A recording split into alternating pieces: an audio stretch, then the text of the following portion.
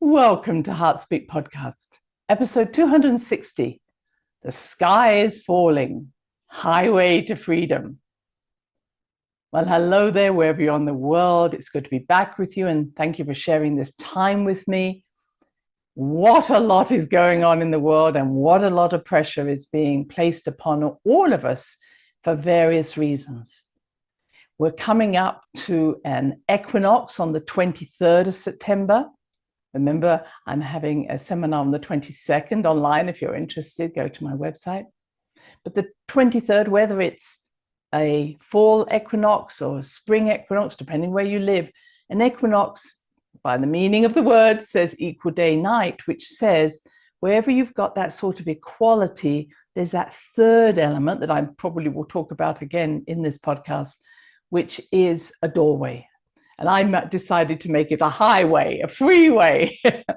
So when you have an equinox, it's like passing through between two pillars into a third state, into a place of nothingness, into a place where it's not you or me or them or us. It's about all and nothing. And that's really what I'm wanting to share with you today. So make the most, if you are listening to me before the equinox, make the most of imagining walking between two pillars and saying, I am that third option, which is nothing and everything. And you'll understand more as we go deeper. At the same time, guess what? Saturn is still coming towards Pluto in Capricorn, which is where Pluto is, Saturn in Pisces, but intensifying the energy. And I'm sorry to say it's going to continue until about October the 11th, when Pluto will turn direct. But this intensity of energy is helping us to really review what's going on in our life. They're both retrograde, so it's about introspection, digging deep, going inside, and the pressure is intense, as you might notice.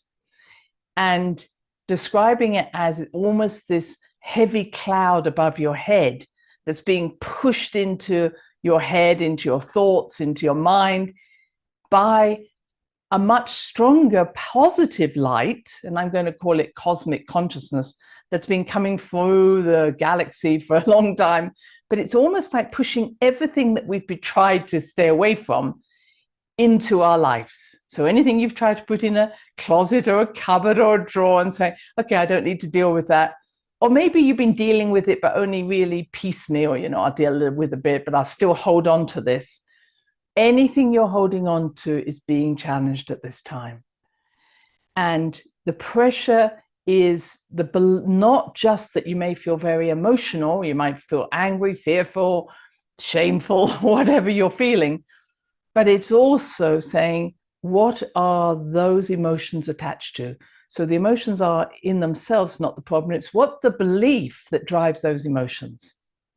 And so you might say, oh, I've dealt with that. I've dealt with those people or whatever.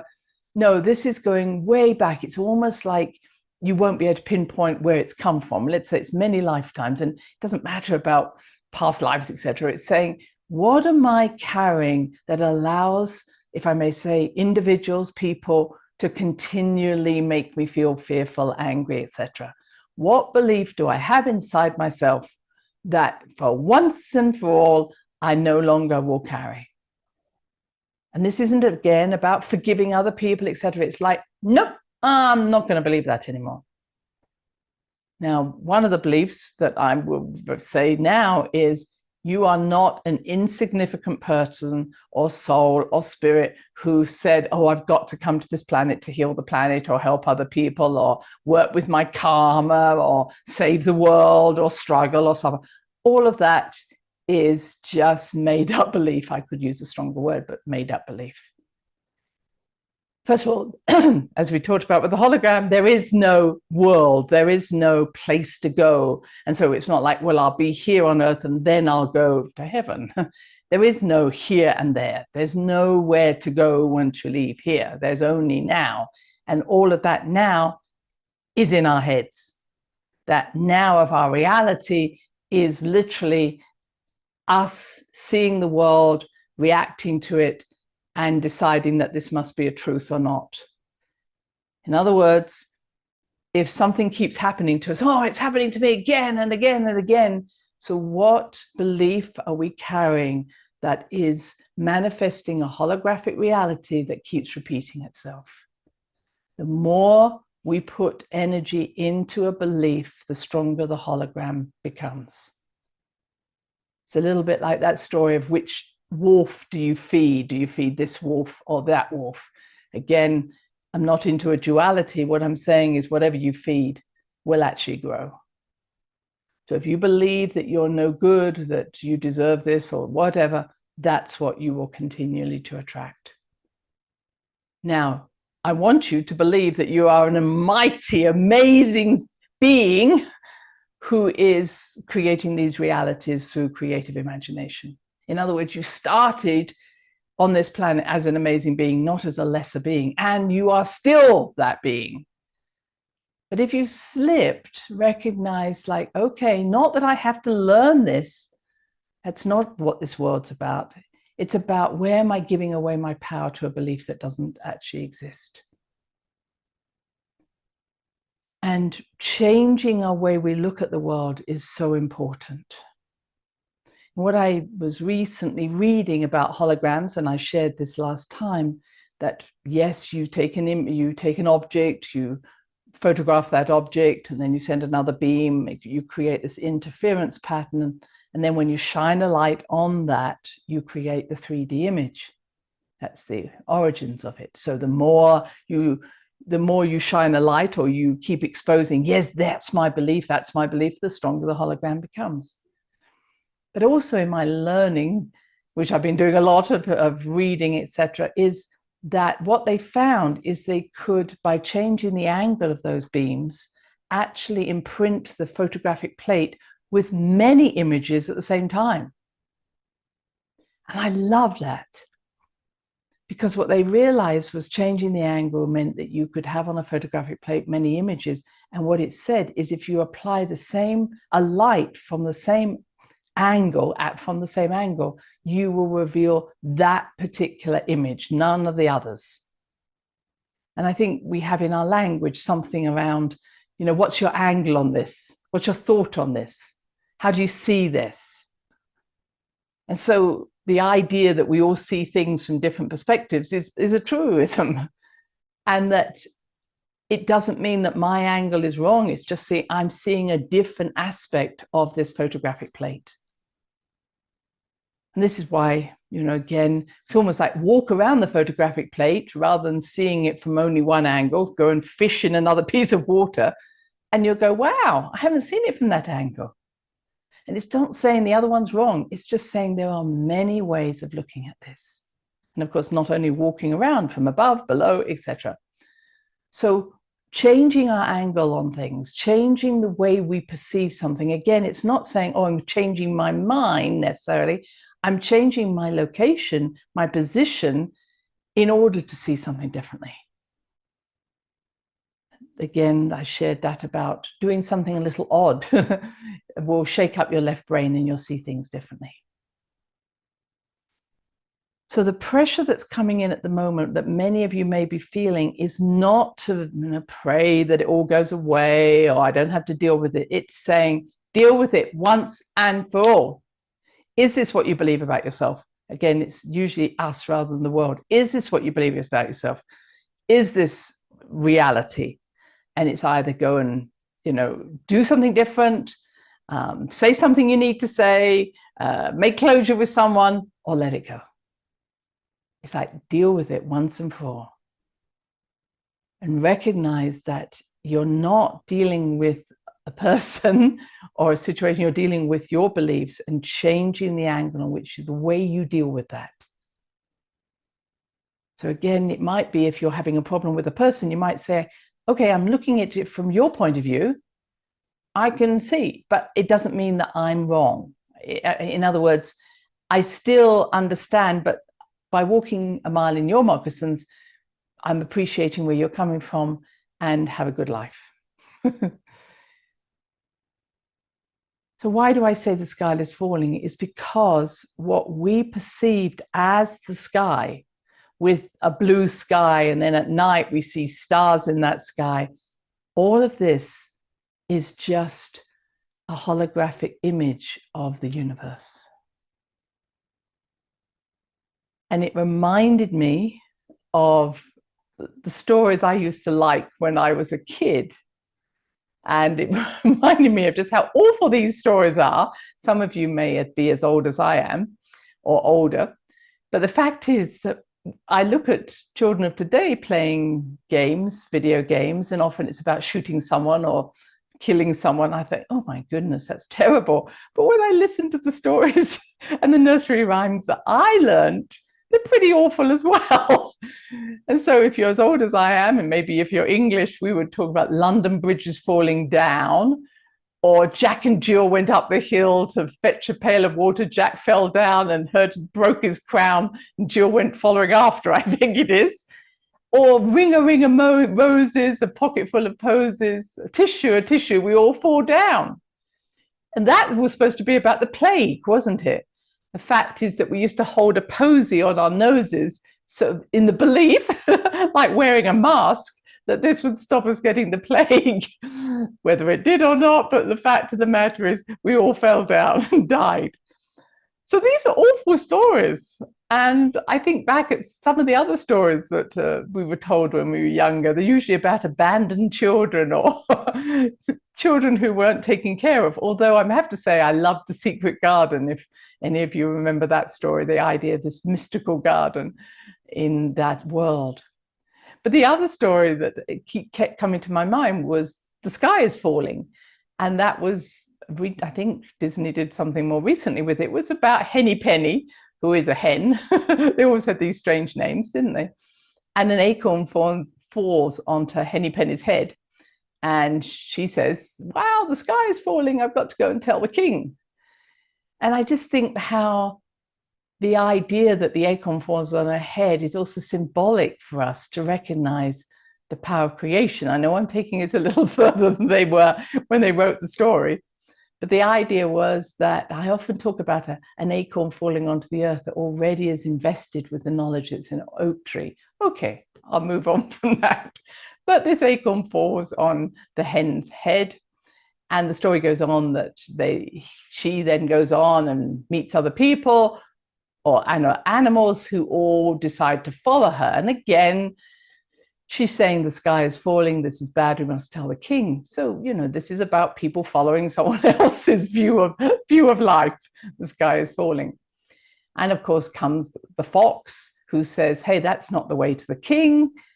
Follow me, I'll show you the way to the king. Again, great metaphor for today. Hey, I know the way, you follow me.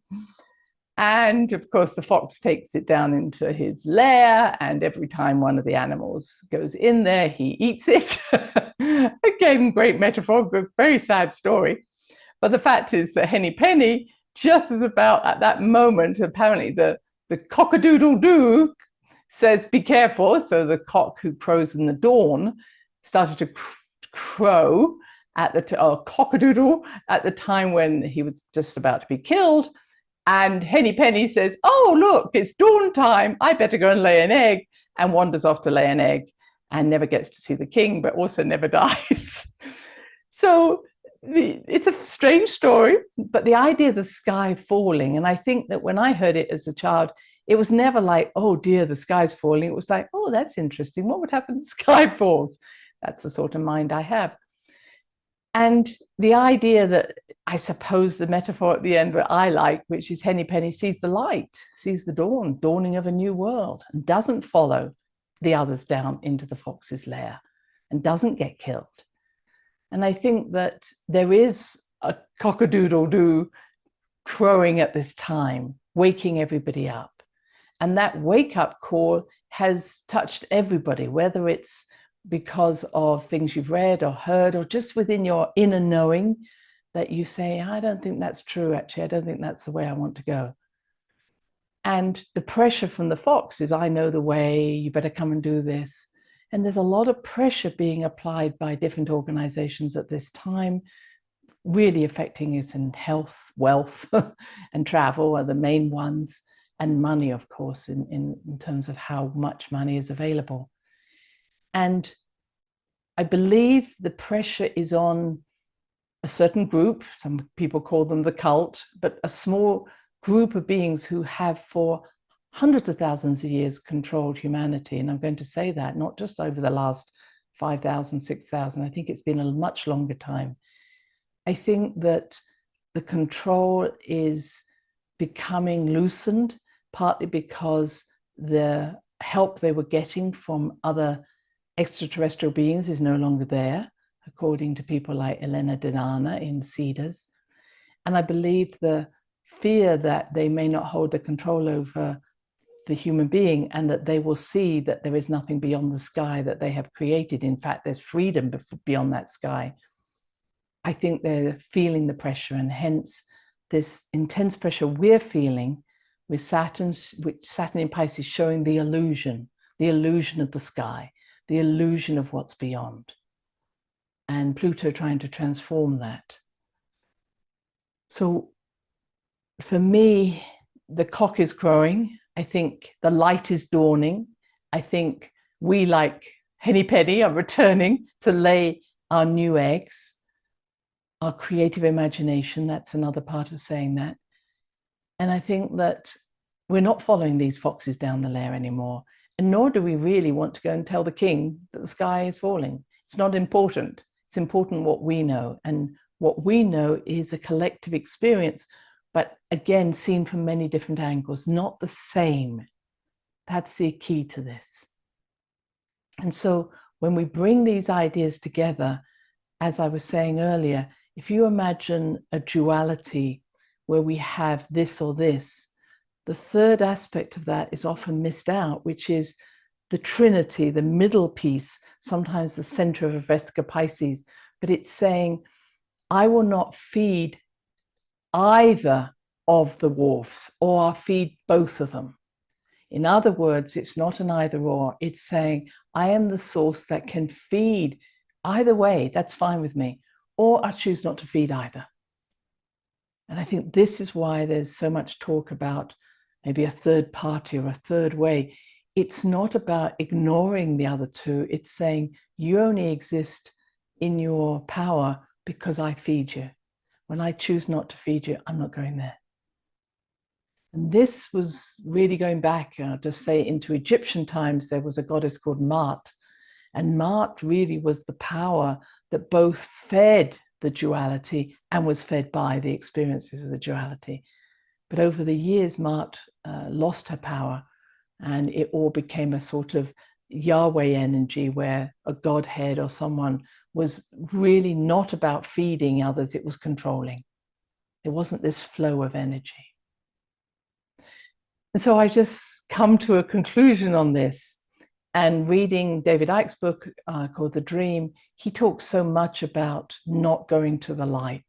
Now, I know this has been a subject that others have talked about, and I know Buddhism talks about this, but many times where people have a near-death experience or an out-of-body experience or whatever it is, they say, oh, I went to the light, I met my loved ones, I met my guides, and then I'm asked to come back. Well, of course, we never know what happened to the ones who didn't come back. That's their story. But the fact is, what David Icke's suggesting is even all that spiritual belief about there even being guides or there being a light and you're just this poorly human and there's a spirit world and you'll meet your loved ones. I'm not saying I don't see that happening in terms of when someone's dying, they may say, oh, I met my mother, etc. But the idea of reincarnating into this world is one where you just keep coming back into the simulated world.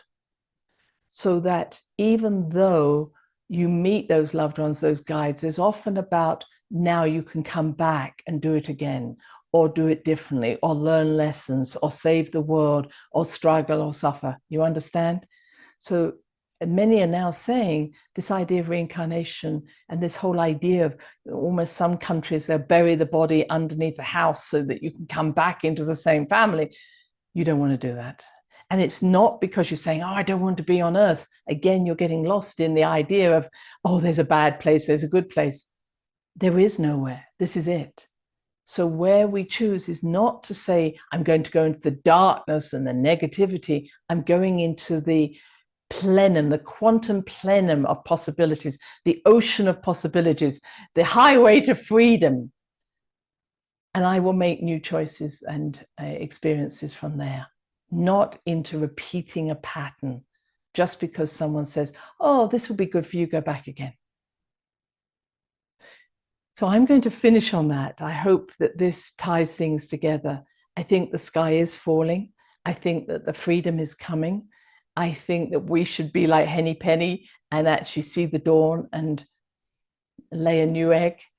And I think that try not to get caught up in the pressures that are coming, whether it's from the WEF or the WHO or the whatever, trying to say, we will take control of your lives. You can, if you wish, to make a statement and say that's not going to happen, or you can just say, no, I'm not interested in your power games. It's finished. So blessings to all of you. Love your comments. Take care. Have a good equinox now. Bye-bye. Thanks for listening to the HeartSpeak podcast with Dr. Christine Page. Please check out all HeartSpeak episodes in the podcast archive section on www.christinepage.com. HeartSpeak is also available on iTunes, Spotify, Google Podcasts, Stitcher Radio, and now playing on Amazon Music and iHeart Radio. You can also watch the archive podcast on Christine's channel on YouTube and now on Rumble. Connect with Christine on Instagram, LinkedIn, and Facebook, including her newest Facebook group, The Great Mother Calling. Do share with family, friends, colleagues. Join us next time for another edition of HeartSpeak.